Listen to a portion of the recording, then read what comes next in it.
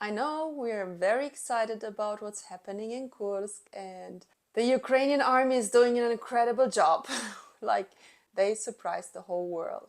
But let's not forget that there are other front lines in Ukraine where Russia is still advancing, where units are trying to hold them back, where they are getting equipment destroyed, where they don't have everything they need. And one of these units, it's a battalion. I met Dima a year ago on one of the tours that we did to the front lines with One Team, One Fight. And we brought them mine detectors, we brought them food and a lot of other stuff. And I remember Dima very good because he was one of the few soldiers that I could really have a conversation with, because I am not speaking Ukrainian, I am not speaking Russian. So when you want to talk to people, like, English will not work in Ukraine. And I am pretty lucky because I am speaking Polish. So usually in Ukraine, I am speaking Polish and the Ukrainians are speaking Ukrainian to me. And we understand each other, I would say like 30% maybe.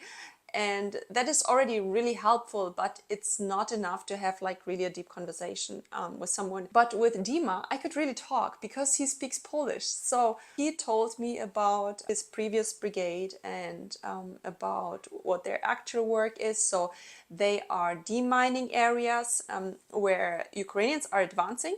So they are demining areas from Russian mines.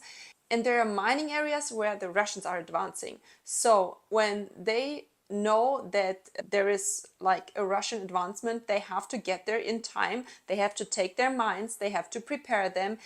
And just the fact that demining is one of the most dangerous works in the Ukrainian army, it's just leading to having like all the time people getting injured and losing their limbs and their lives. And he told me about his old brigade and about the new brigade, and this man really lived through hell. And he told me that they have to fight till the end because they're doing it for their families, for their kids and the future generations. And Ukraine needs to be free, so he will do everything and his guys will do everything to reach that. And I really, really want to help him.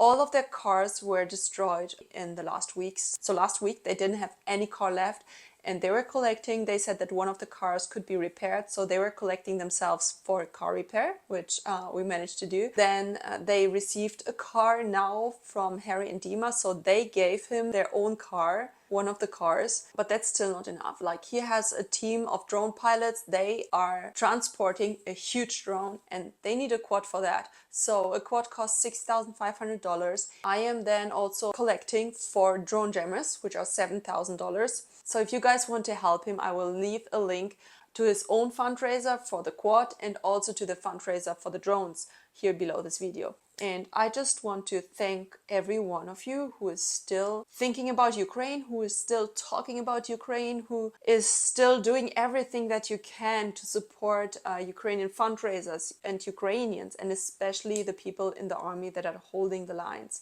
Those brave men and women are just incredible. Like, what they are doing, I'm so in awe, and I just think they are the best army for sure in Europe, probably in the world, because they're testing right now and building the most modern systems when it comes to modern warfare. They build drones for the water, they build drones for the ground that can mine areas, that can evacuate people, that can look for mines. They build all kinds of drones and FPV drones. So that is just an amazing country of incredible people and amazing engineers and IT guys, and I am cheering so much for them and trying to help them to reach this freedom that they deserve.